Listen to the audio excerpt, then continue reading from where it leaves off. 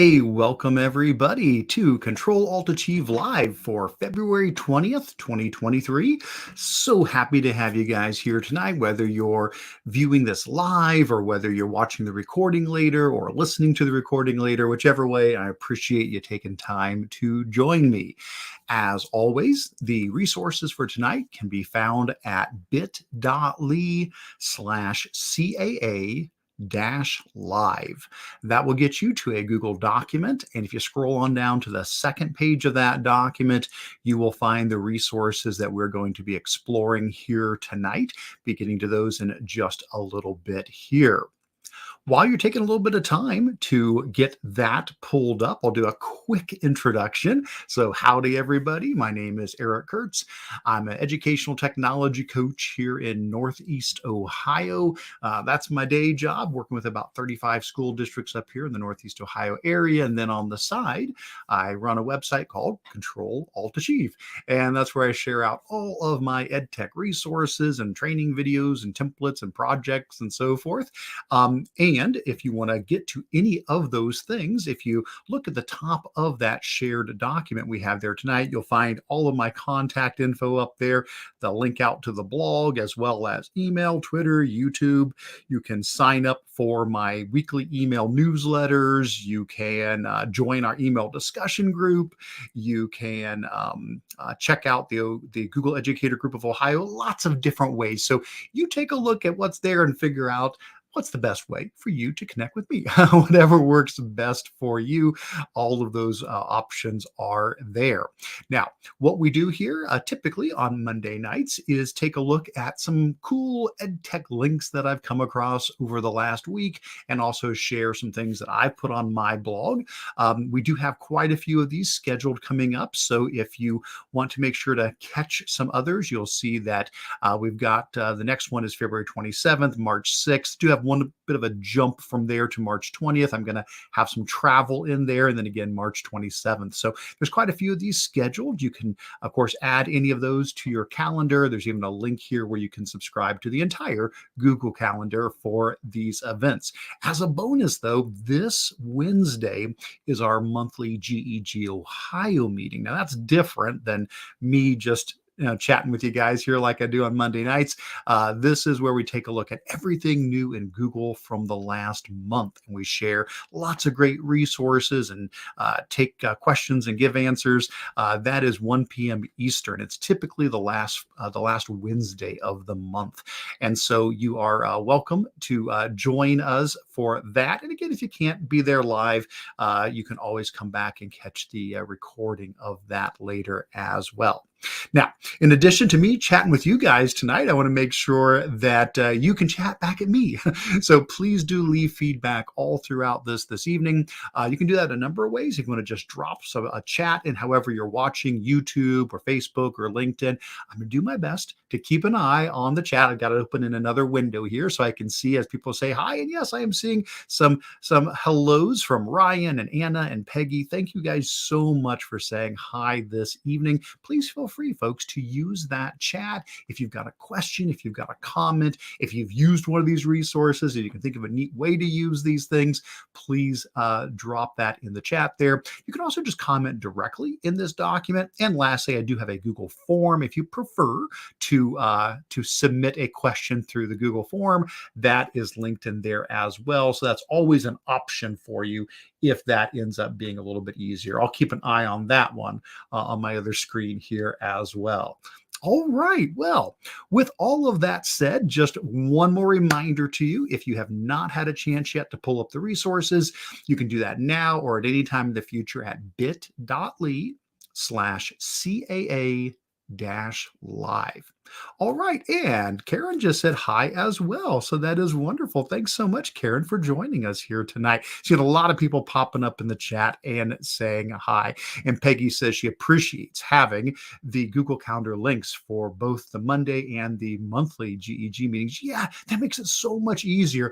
If it wasn't for Google Calendar, I know my life would be a very confused situation. It keeps me on track. So I'm glad that's valuable for you as well. All right. Well, let's go ahead and let's get into this tonight. I'm going to go ahead and take myself off the screen so we can get a better look at this, and we'll remove the friendly reminder banner there. There we go. We'll take that off there. Excellent. And we're going to go ahead and dive on in. So again, bit.ly/CAA-live. Let's scroll on down to the second page of our resource document, and let's take a look at the links for tonight. Now, it's been 2 weeks since I had a chance to do one of these live. Last week, I was at the Ohio Educational Technology Conference having a wonderful time. Fantastic. So good to see old friends and make new ones. But that means I got a couple of extra resources tonight since really we're covering 2 weeks. I promise, though, I will move through these quickly. It usually takes a while to get through them anyway, but with having some extra ones in there, I will try to be a little bit quicker in my explanation of these resources. So let's get right on into this. All right. So first thing we're going to do is take a look at online Puzzlemaker. So let's chat about this. So Puzzlemaker is a free puzzle generation tool for teachers, students, parents, well, pretty much anybody. It is provided by Discovery Education, and it allows you to create customized word searches, crossword puzzles, math puzzles, and all kinds using your own word lists.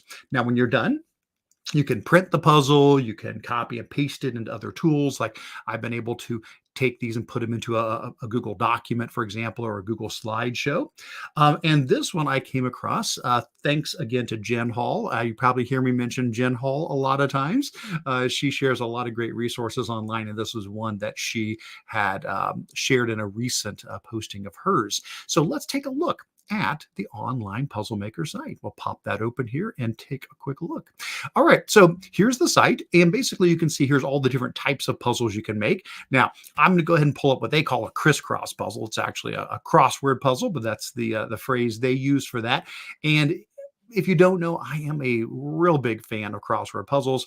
I don't know, months ago, I really became excited about doing the New York Times crossword puzzle, and it's something I do every day now. And it's just one of my great excitements each day is to be able to work on that. So let's take a look at their crossword puzzle generator. Now, I'm not going to take the time to type in my own words. I'll just have it fill in some sample data they have here with authors and books. And that'll be enough just for this simple example. But here you could obviously put in your own words and clues. We'll click create my puzzle, give that a moment, and there you go. As simple as that, it has created the puzzle, and here are the clues to go along with those. In this case, you'd be filling in the author's last names for these. Then, of course, you can rebuild it. You can go back and change the words. And each time you click on rebuild, it'll regenerate that for you again. Now, you could, at this point, of course, just print this out. You could hit the print button and you could save it as a PDF, and that would be fantastic, or print it out on paper. Or if you wanted to put this into a document. So, for example, if I just go ahead and fire up a blank Google document here, this is just an image, and most of them are. Most of the things they create, they're just pictures. So you can click on the crossword, come up here and drag and drop it right into your document. And then, of course, the text. Now that the clues, those are actually text. So for that, I could just copy those normally and paste those in as well. So you certainly could use this in other forms than just what you get here and print out. So there you go. Nice website. I love any chance to give you a chance to create. And this is a great way to be able to create all of these different types of puzzles using your own vocabulary words for your students. Thanks again to Jen Hall for sharing that with me. Appreciate it. All right, let's take a look at what we have up here next. And this is going to be Conker. So let's chat a little bit about, whoops, sorry about that. I clicked the wrong link there. Here, pull that over for you. There we go. That's a little bit better. So let's chat about Conker. So Conker is from the folks who make Mote. And I know you've heard me talk about Mote before. It actually pops up later in some of the other links we're looking at here tonight. It's the folks who created Mote, the tool that lets you record your voice and insert your voice into different Google tools. Well, this is an AI tool from them used for generating quizzes and other formative assessments. So basically, you can choose to create a quiz, a fill in the blank, or a reading comprehension assessment. You can pick a topic. or you can provide your own source material. And then what it's going to do is it's going, and also you can choose what level you want from kindergarten all the way up to higher education.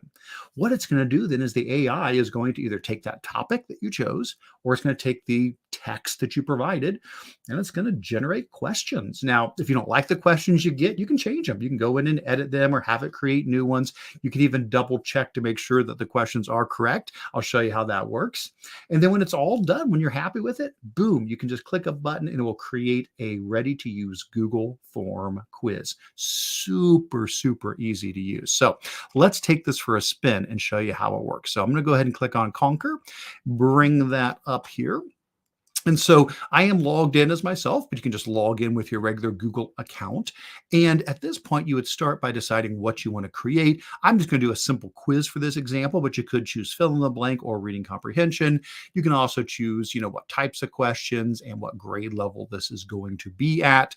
And you can choose a topic. You can just type in the topic that you're wanting the AI to go out and pull in information based upon that topic. You could also choose some sample ones they have here.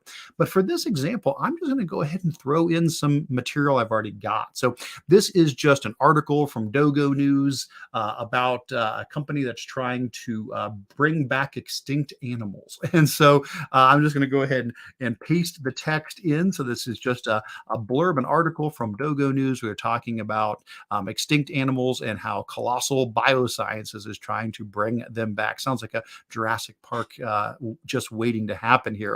But let's say that is going to be my reading passage that I'm having the students read, and now they're going to be answering questions on that. All right, so let's go ahead and click generate. Give it a moment to do its thing. And what it's going to do is it's going to create, I think, 5 questions, I believe, but we can always have it create more as well. And those are popping up over here on the side.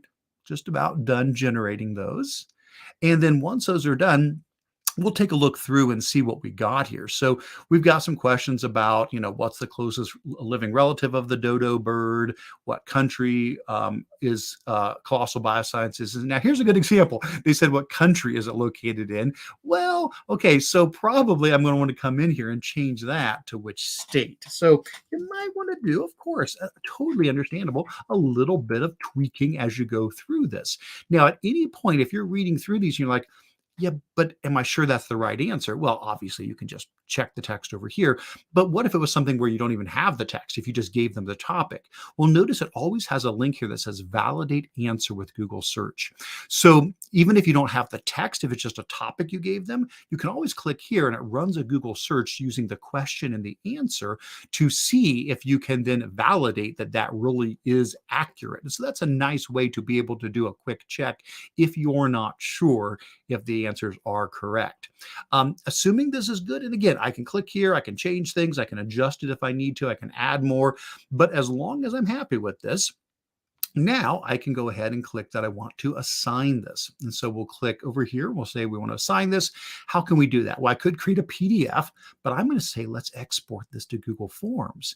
And it's so sweet. It's going to take all this information and boom, here it comes. There's the form. It has put the text in there with each paragraph numbered, and then it's got all the questions, and it's already set up with the answer key and everything. It's ready to go. So this is set up in quiz mode. Everything's set up. You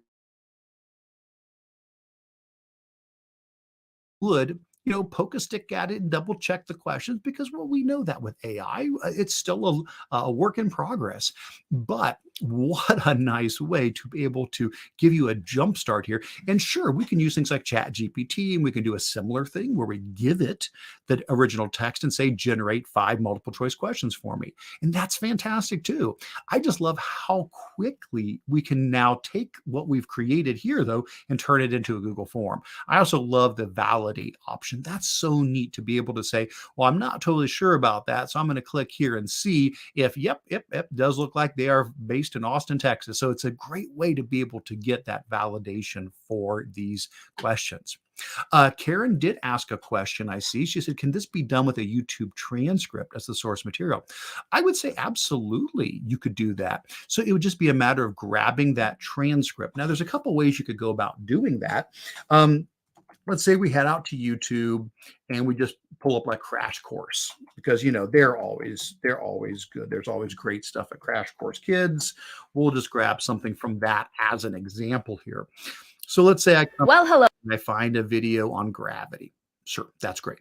So we'll pause that. And then what I could do is I could come over here and I could use the three dots button to get the transcript. And if I come here, I can even turn off the timestamps. And so now here is the transcript of that entire video. I think the only thing we might run into is if it's too long. I think it's like an 800 word limit at the moment, I believe, but let's see.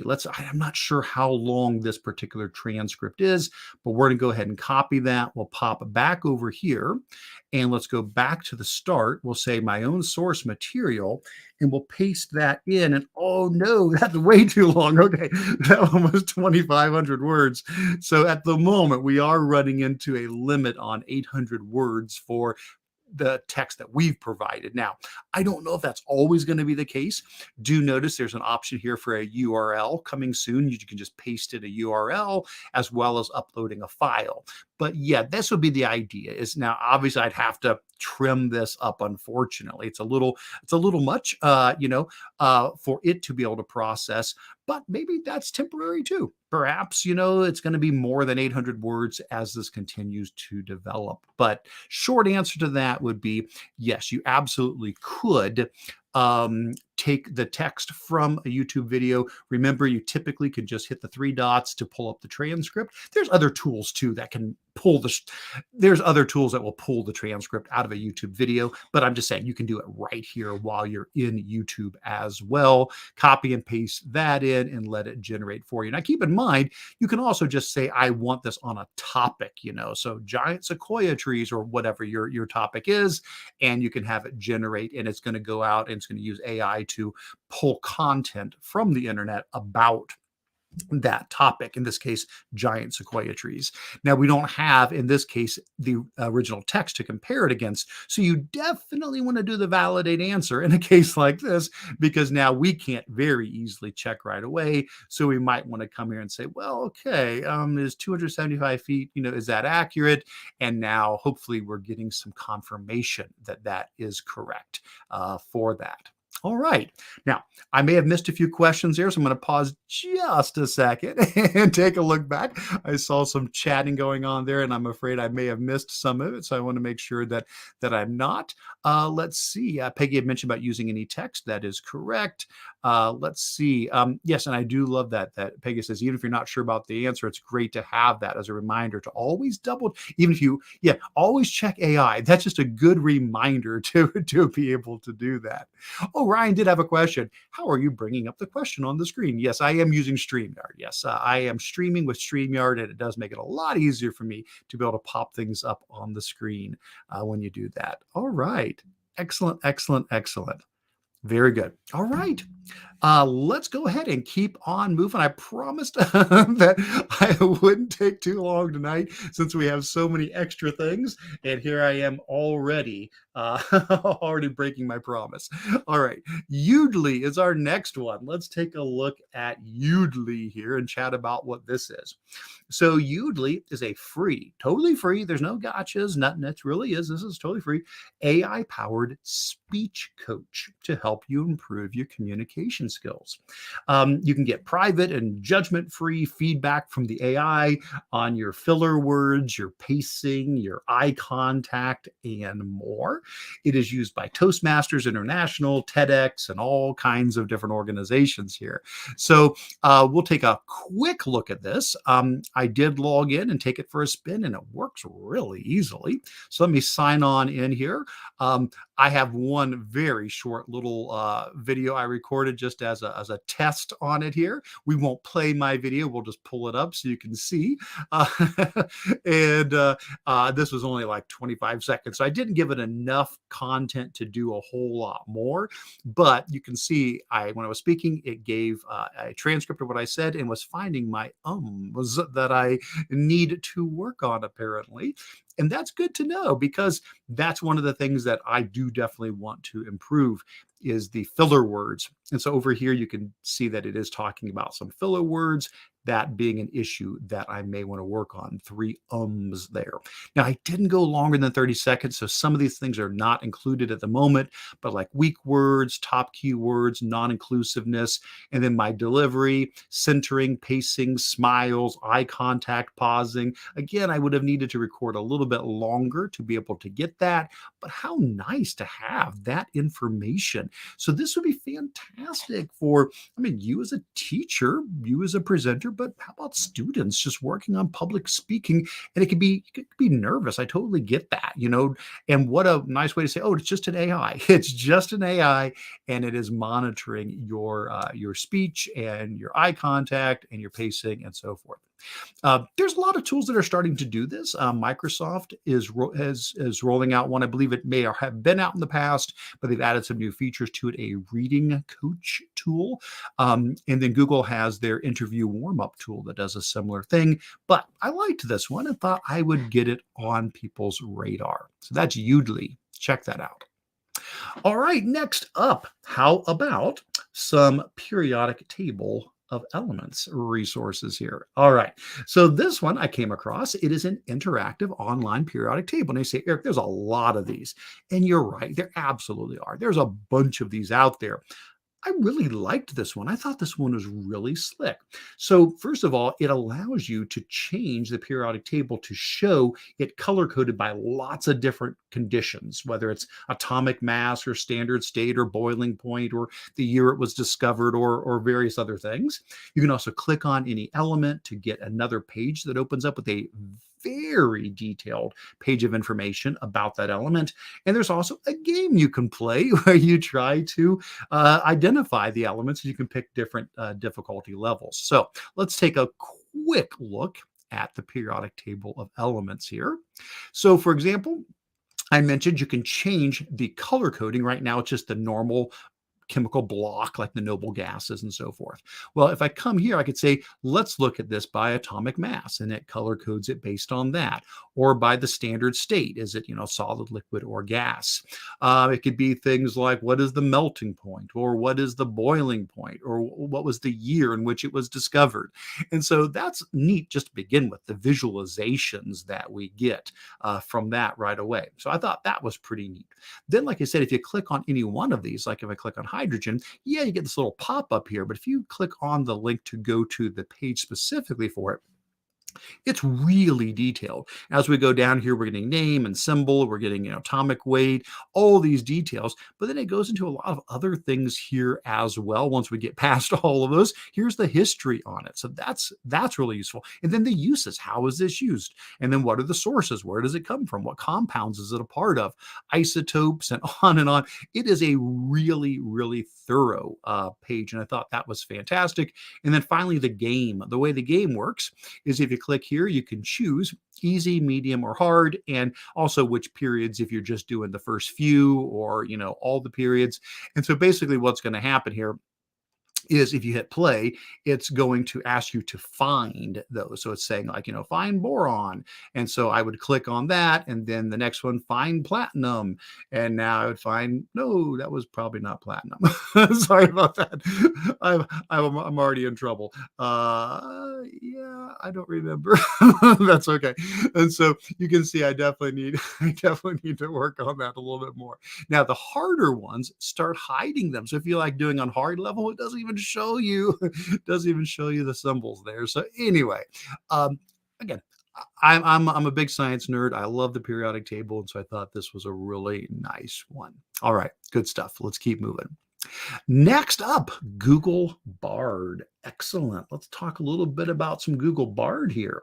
So, of course, ChatGPT has been in the news quite a lot for the last few months, and we knew Google was going to respond to this, certainly, because they've been working on AI for so many years, and ChatGPT is based on Google's work. The T in ChatGPT is transformer, which Google developed. Google created the transformer technology that modern AI is based on. So, and they've been working on Lambda for a very long time, which is their large language model, and it's incredibly incredibly sophisticated. So I think they kind of got pushed a little bit quicker than they wanted to move here by having Microsoft now going to incorporate a version of ChatGPT into Bing and into Microsoft's Edge browser. And so Google said, okay, we're going to put Bard out there. So Bard is Google's version of something like ChatGPT. It's going to show up in a couple of different formats. There'll be the traditional chat, like you're seeing here, where you, just like ChatGPT, you type in a question, you have a conversation with it. But it's also going to be built into the Google search as well. So when you go to the search page and you run a search, you'll get both. You'll have, a conversational reply to your search, and you'll have the websites you normally get. My understanding is this is rolling out to what they call trusted testers at the moment, but will be generally available, at least in a limited amount, in the coming weeks. So not months, but the coming weeks. I did get a chance to see this in action briefly. And so all I can say about that is that I was very, very impressed. Using ChatGPT as a comparison against this, Bard is easily as good as ChatGPT. I would say the responses I was seeing, I would consider better. So I'm really very excited to see what is coming with Bard as that rolls out. Of course, Google is trying to be very cautious here. I don't know if you've noticed the news lately, but there was a lot of backlash over Microsoft's rollout of their version of ChatGPT. It got rolled out to some tech writers and some other tech experts, and oh my gosh, some of the responses that they ended up getting from it were really off base. And so they've started to kind of rein it back in a bit. And that's what Google's concerned about. They don't want misleading information. They want to make sure that what is being shared is accurate. So you will always have option to give thumbs up and thumbs down to the responses you get from the chat from the Bard chat, so that you can help in giving proper feedback to Google. So looking forward to this coming out here soon. There's a nice article here if you do want to go ahead and follow that article. That will give you some more details on the launch of Bard as that is coming up. And here you can see an example of it being built into search. So here you have a search, you get the regular websites down below, and then you get the chat response above. Looking forward to it. All right, and then the last from around the web before I talk about my new things from this week is Shapegrams and Zippers. I don't know, sounds like an interesting one. Let's take a look at Shapegrams and Zippers. Okay, what are we talking about here? So this is from my good friend, Tony Vincent. I know I've mentioned Tony before. He's a great educator out in Iowa, awesome guy, and he does this website called Shapegrams. And he has released a bunch of free ones. You know, I'm all about free. Free. So Tony does have some things that he includes as part of a paid, like a subscription, but he provides so much stuff free, and that's what I'm highlighting here tonight. So what is this? So basically, Shapegrams are a way for students to learn and practice digital drawing. Each Shapegram document has a tutorial video. It's got design hints. Then it has a picture for the students to recreate. There's a space for them to do their drawing, and then there's some kind of a related activity that goes along with it. Then zippers, same kind of idea, but these are meant to be much shorter. They can be completed in a matter of minutes. So again, there's a picture to recreate, some drawing tips, but it doesn't have a tutorial video and all of the additional supports with it. Now, I think each of these are just fantastic as a way for students to learn a lot of tech skills, dragging and dropping, copying and pasting, resizing, ordering, putting things in front of and behind each other, coloring, using the fill tool. All of these are really important skills, and it's great to find things like this that can allow especially younger students to develop those tech skills. So if you follow that link out to the free page for Shapegrams and Zippers, you'll see that he's got a collection of free Shapegrams and then a whole bunch of free Zippers as well. So for example, if I say I want to do the house, give a click on that. I can say, let's make a copy in Google Slides. We'll let that make a copy, and then I'll do the same thing for one of the zippers, just so you can see the difference between them. We'll go ahead and grab the Clover, since we'll be heading here into March soon. and we'll make a copy of that one. So first of all, the shapegram of the house. Here is the shapegram. This is what you're supposed to create, and this is the area we're supposed to create it.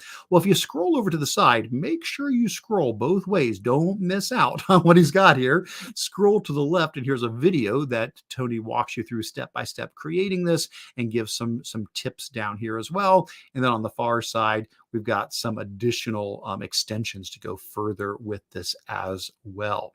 And the students are going to create this just with these basic shapes that you have available in the shapes menu up here. So just using the basic shapes that are available up here, and then the fill can to fill things in. Next one, here's the one with the clover. And so again, saying we're just going to use these shapes. That's it. This is all we're using. We're just using these couple of basic shapes here, and with just those, that's going to be enough for us to be able to create this. He's giving some tips on how to do that. And then over here, always Tony is really known for dad jokes, and so he has included some dad jokes in a lot of these as well. So again, great stuff. Really neat to be able to, again, give our students something creative to do, but working on those key technology skills. So appreciate so much Tony sharing those free versions available there. Excellent. Going to pause again because we're getting close to switching over to my resources from the last 2 weeks, but I want to see what's popping up here. Did see Jim. Hey, Jim, so nice to have you here. Really appreciate you being with us, Jim. Jim's an old friend of mine. Not saying that Jim's old, just that we've been friends for a long time. And he says, I'm excited to see Bard incorporated into search. I am too. Really looking forward to seeing that. That's excellent. Let's see what else popping up here. Oh, Peggy giving a shout out to Tony. I agree. Absolutely. Fantastic educator. So appreciative of all that he shares out. All right. Good stuff. And Jim saying the same thing that, Jim said he is old. Okay. But again, giving a shout out to Tony. That's it. Well, Jim, I can say I'm old. So I don't know. I'm not claiming anybody else, but I definitely feel that I'm there. All right. Well, hey guys, let me clean up my tabs, and we're going to hit our final set of resources tonight, which are things that I have been sharing out. So first up, let's chat about my book creator pen tools blog post that I did. So give you a little bit of background on this one. So I had a chance to talk about book creator at the FETC conference. So at the Florida, I always say the Florida conference. I know it's not. It's a Future of Educational Technology conference, but it's normally in Florida. That's why that's always in my brain. This year it was in New Orleans. But I got a chance to do a short little booth session there for the book creator folks. And I've always loved Book Creator. It's a fantastic tool. But what they asked me to do was, to do something on the pen tools. So Book Creator, if you're not familiar with it, it's a free tool. There is a paid version, but you can absolutely use the free version, and you and your students can create books that can be then shared online digitally. And it's got a lot of neat features, but one of the cool features is the pen tools that let you illustrate, that let you add all sorts of neat items to your writing. And I love to write. I've got 2 grandchildren. Gavin is 5 and Morgan is 3. And I write kids' poetry for them, and then I end up making little books out of them for them. And so I thought, what a great idea. What if I take one of the poems I wrote and I use the pen tools in Book Creator and show how you could bring it to life, how you could illustrate a book. And so that's really what this is all about. You can watch a video where I take you through step by step, but basically the idea is the pen tools in Book Creator give you all these great features like a marker and a paintbrush and a crayon and a highlighter. There's a color picker where you can pick magic ink if you want to use, these really cool colors. There's the emoji menu to add emojis, the fill tool to fill things in with a solid color or the magic ink. And of course, the auto draw tool, one of my favorite things. I love auto draw. It's a Google tool that is its own standalone tool, but it's also built into Book Creator. Basically, if you're not the greatest artist, no worries. Just start sketching out the thing you want to draw, and Google's AI will try to help guess what it is. And you can replace your drawing with these already created clip arts that you can then fill in. And that's what I did. So we'll go ahead and pull up my book here. So the book is called Don't. And it was based on real life experiences. So from the four kids that I've raised throughout my life, these were things that I had to say to them at some point. The things I had to tell them not to do, which I know some of these you think maybe don't seem true, but they are. And so basically what we wound up with was things like, don't flush your toy train down the toilet. Don't fill your mouth with rocks. Don't throw red berries at passing cars. Don't play in the cat litter box. And so basically that's the idea. Is this is a cute little poem, and I took a line off of each page and I used the drawing tools. And so this was auto draw and the pen tool to show the train that they flushed down the toilet. They really did. Took me weeks to figure out what had happened. Then here I illustrated the don't eat the leaves off a bush. I don't know why they were eating the leaves off a bush, but again, I used auto draw, I used the magic ink, and I used an emoji from the emoji tool in there. Then we had, for this one, I chose don't carry the cat around by his neck. I just used the emoji tool for that. And for this last one, I used the don't squeeze toothpaste on your wall line. And this was auto draw, but it was the magic ink. And using that same magic ink, I used the paintbrush tool or the marker tool to draw that out. And so just a really neat way to show how you can take anything you've written or your students have written and can use a tool like, the pen tool in Book Creator to be able to bring that to life. So if you haven't tried it out before, try it out. Again, you can do this completely for free. There are limits to how many books you can have and so forth, but it's fantastic even as a free tool. If you do want to try out more, you can get like a 3-month free trial of the premium stuff. They did give a code here, so if you want to use the promo code there, you can try out the full version as well. But there's an awful lot your students can do even with the free version. So big shout out to Book Creator. I appreciate them giving me the chance to share some of this stuff. So, and I see Anna saying that she loves auto draw. Anna, I'm with you. I absolutely, it's such a great tool for so many things. Whether it's doing sketch notes or an infographic, or in this case, illustrating a book you've written. I think that's fantastic. That's great. All right. Good stuff. All right. And then the other thing that I had to share that I have shared recently was a webinar that I got to do on Mote. I know we talked about Mote earlier. They've created Conker, but Mote, as far as using it as a tool for recording your voice, I did get the opportunity to be a part of the Teacher Innovation Network's EdTech Playground. This is an awesome group from out in California, and they were doing a session on ways technology can support multilingual learners. If you missed this, when it first, I had advertised about this coming out, of course, it's totally free, but I mentioned about this several weeks ago. If you didn't get a chance to catch when it was live, they've been so kind to share the video. So the video was made available for everybody to watch. It is a 2-part video in the sense that I'm the first half of it. So the first half is me talking about Mote to support multilingual learners. The second half is dealing with Flip. Brian Lopez is on, giving a great example about how Flip from Microsoft can be used for multilingual learners. So check that video out if you haven't had a chance to. And I did also share my resources below that if you want to get more details on Mote, I've got a whole resource document here that'll take you through everything about what it is and how it works. And we looked at lots of creative ways that this can be used in a multilingual classroom, either to provide audio support for students, but also for students to practice their own fluency and even to be able to embed it inside of Google Forms for fluency assessments as well. So a lot of great resources there, and just wanted to make sure that was available to everybody. And that's it. Those are the things from the last 2 weeks that I had to share. As we start wrapping up here, if you guys do have any questions or comments, if there's something that we didn't get to that you wanted to chat about, please feel free to throw that in the chat. I would love to get any last questions or comments you have. While we're wrapping up, though, I want to remind you of a couple of things. First of all, you can always get to these resources at bit.ly/CAA-live. And be aware there's quite a few more coming up here. Like I said, I've got the next 4 scheduled out through the end of March, so you can add those to your calendar or add the entire calendar to your calendar. And also, don't forget this Wednesday, we've got the Google Educator Group of Ohio as well.